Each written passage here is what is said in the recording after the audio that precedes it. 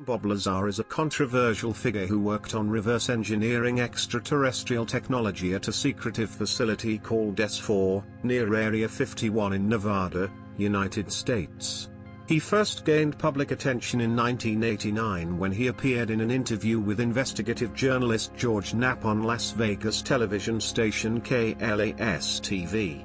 This week in our series of reports on UFOs, we learned a number of things. That not everybody who sees a UFO is crazy, that our government has lied about UFO information, that it's withheld UFO files, and even spied on UFO witnesses. But then anonymous Bob Lazar put Area 51 on the map when he came forward with his unbelievable story.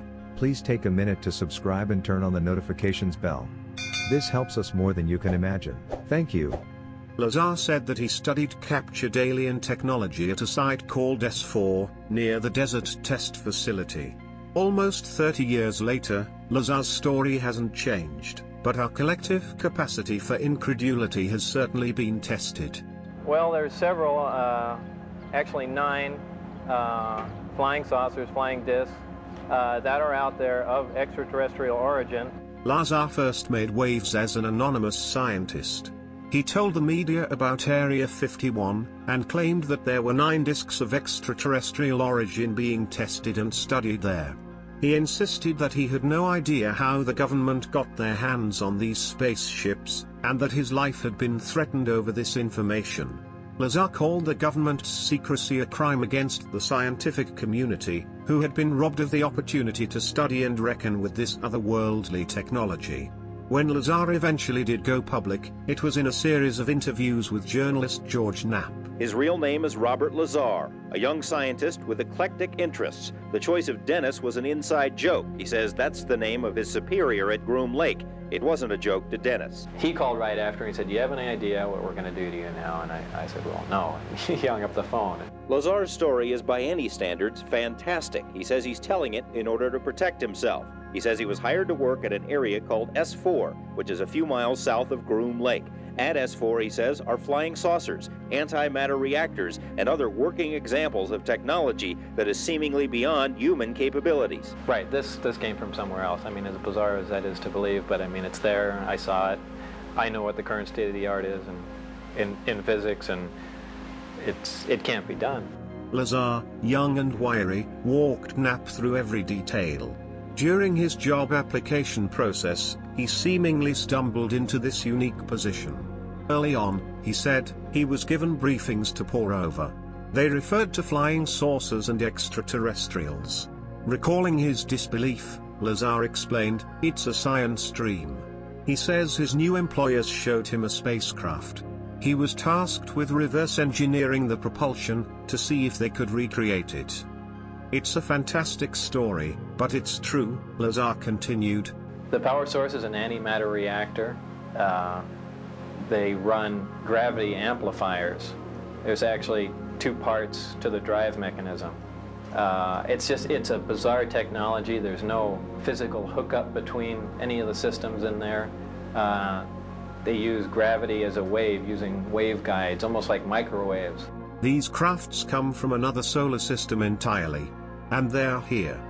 In those late 80s clips, Lazar explained that he was going public as insurance, and claimed that his tire had been shot out while he was driving his car. Knapp's conversations with Lazar, and his work attempting to verify the scientist's story, exploded, and gave Area 51 the name recognition and international allure it enjoys to this day. Tens of thousands of people started showing up out there, Knapp recalls. "I know a lot of my media colleagues had problems with that story, but they covered it." Specifically, Lazar recalls technology that produces and controls gravity, and uses it for propulsion. He explains that this is a reaction-less craft. Instead of expelling something, like air or exhaust, it creates a distortion in space and time in front of it, where space actually bends. When I was let in, it was the first time I saw the sport model in the hangar sitting down, and I was told they could have walked me in the front door, but they purposely wanted to walk me by it. I was told not to say anything and just keep my eyes forward and walk past the disc into the office area.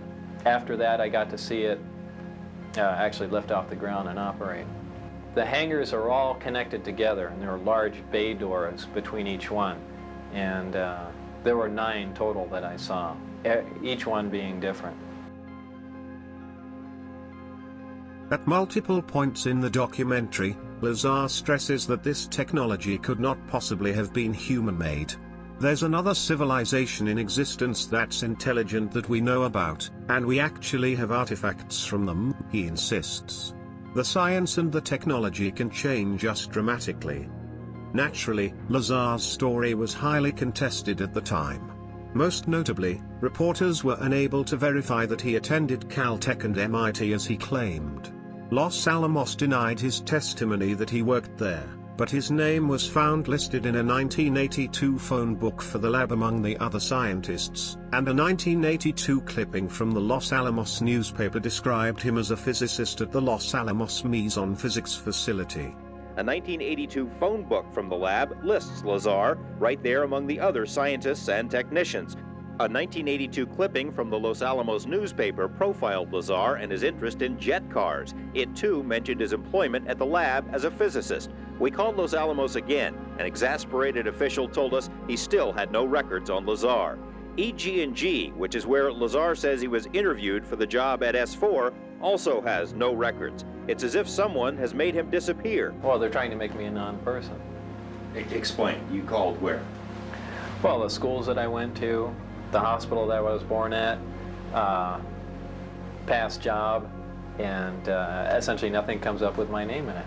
He smiles, but out of futility, knowing the whole thing must sound ridiculous. According to Lazar, his employer was the United States Navy. He says he and other government employees would gather near EG&G, fly to Groom Lake, and then a very few people would get into a bus with blacked out or no windows and drive to S4. When you get off the bus, what do you see? It's a very interesting building. It's got a slope of probably about 30 degrees, which are hangar doors. And it has textured paint on it, but it looks like sand. It's made to look like the side of the mountain that it's in, whether it's to disguise it from satellite photographs or what. He says he was never told exactly what he'd be working on, but figured it had something to do with advanced propulsion. On his first day, he was told to read a series of briefings and immediately realized how advanced the propulsion was. Officials at Los Alamos insisted that they had no records at all of Lazar. It's as if someone made him disappear, an old news clip intones. Lazar wanted to try everything he could to prove what he was saying was true. He underwent hypnosis, attempting to retrieve lost information that could fill out and substantiate his story. He took 4 polygraph tests, with expert administrators concluding no attempt to deceive. Lazar agreed to undergo a polygraph exam as part of this report. Did you knowingly lie when you said you had actually seen anti-gravity propulsion in operation?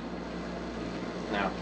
Slay recommended that a second examiner be brought in. Polygrapher Terry Tavernetti runs a corporate security operation and is a former Los Angeles police officer. He put Lazar through 4 tests and concluded there was no attempt to deceive. What else can I say? He wonders. I have better things to do than come up with this, Lazar continues. I could make up a better lie, but I have no motivation to lie. This hasn't helped me out. Indeed, the scientist stops short of claiming that he ever saw aliens at the site. He does note that the seats in the saucers were small, almost child-sized. There was a nickname for aliens around the facility, the kids. I am telling the truth. I've tried to prove that. What's going on up there could be the most important event in history. You're talking about contact, physical contact and proof from another system, another planet, another intelligence. That's got to be the biggest event in history, period. And it's real. And it's real and it's there. And I had an extremely small part in it, but I'm convinced that what I saw is absolute proof of that. There is no way we could have created those systems. There's no way we could have made the disks, the power supplies, anything to go with them. Knapp makes a number of convincing arguments for his continued faith in Lazar. At one point, he stresses, "We checked out so many details that Bob had told us that turned out to be true." Bob Lazar, Area 51 and flying saucers is strongest when it takes up this mantle of investigative reporting. Like when Corbell tracks down the man who Lazar says did his background check to confirm his story.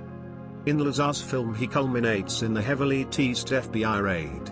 In a spooky clip, Lazar and Corbell go deep into the woods to discuss claims that Lazar made when he first went public, that he had managed to steal a piece of element 115, the then undiscovered element that Lazar says fueled the reactors. The clip distorts and flashes, and Lazar never gives a straight answer.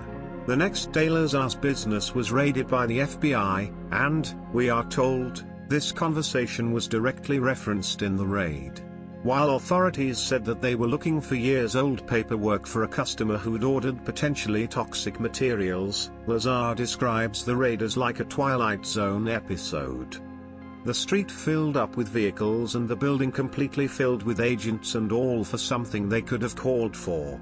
Corbell asks Lazar if he believes that the authorities are trying to find the 115 that he claimed to have taken out of the lab 30 years ago.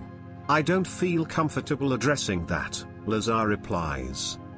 Lazar says he has no intention of going on any UFO lecture circuit. He's not looking to do any additional interviews. In fact, he wasn't too crazy about doing this one. He did it after certain unfavorable things started happening in his life, and he did it because he feels that whoever is running the show up at S4 is perpetrating a fraud on the American people and on the scientific community.